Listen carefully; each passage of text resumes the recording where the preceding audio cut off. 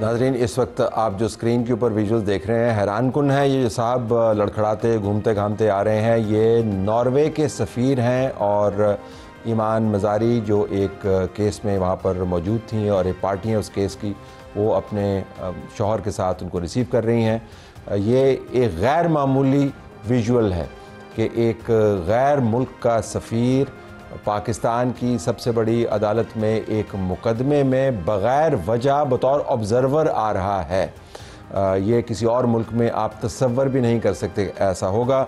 اس کے اوپر پاکستان کی وزارت خارجہ نے سخت نوٹس لیا اور ناروے کے سفیر کو ڈیماش دیا، یعنی اس کی سفارتی الفاظ میں سرزنش کی. یہ غیر معمولی واقعہ ہے. ہم نے سمیرہ خان جو ہماری رپورٹر ہیں، فورن آفس کور کرتی ہیں، ان کو دعوت دی ہے کہ وہ ہم سے بات کریں. سمیرہ، ذرا یہ بتائیے گا کہ ایک تو یہ کتنا غیر معمولی ہے یہ جو ہم نے ویژولز دکھائے. آپ بھی اتنے عرصے سے فورن آفس کور کر رہی ہیں، ہم بھی بہت طویل عرصے سے ان معاملات کو دیکھ رہے ہیں، لیکن یہ کتنا غیر معمولی ہے؟ دراصل یہ بہت غیر معمولی ہے، مگر مجھے لگتا ہے کہ شاید پاکستان کی بھی صبر کا پیمانہ شاید لبریز ہو گیا ہوگا، کیونکہ یورپین کنٹریز کی بات کریں، اسکینڈینیوینز کی بات کریں، یا کچھ حد تک اگر امریکہ کی بات کر لیں، اتنا زیادہ ان کا نہیں ہے، لیکن امریکہ اور یو کے کی طرف سے بھی یہ چیزیں دیکھی جاتی ہیں.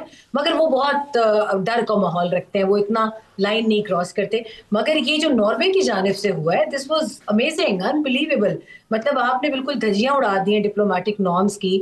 ویانا کنونشن 1961 آرٹیکل 41 کسی کا بھی لحاظ نہیں، اور پھر آپ کو یاد دلایا گیا فورن آفس کی جانب سے. ویسے میں شاید آپ اگری کریں، میں تو یہ بھی حیران تھی کہ ہمارے فورن آفس کو، جس کو ایک ہمیشہ سیریبرل امپیکٹ کے طور پر جانا جاتا ہے کہ سیریبرل ڈپلومیسی ہم کرتے ہیں، اس بار ہم نے ایک اسپائنل ڈپلومیسی بھی دکھائی ہے.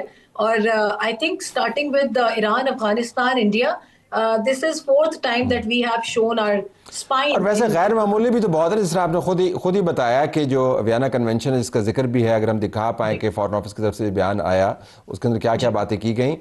جو ایک بعض جملے ہیں ان کی طرف میں توجہ آپ کی مبذول کروانا چاہتا ہوں، اگر اس کا تجزیہ کریں. سنجیدہ چارجز ہیں ناروے کی جانب سے، اس سے قبل بھی ایسی سرگرمیاں دیکھی گئی ہیں.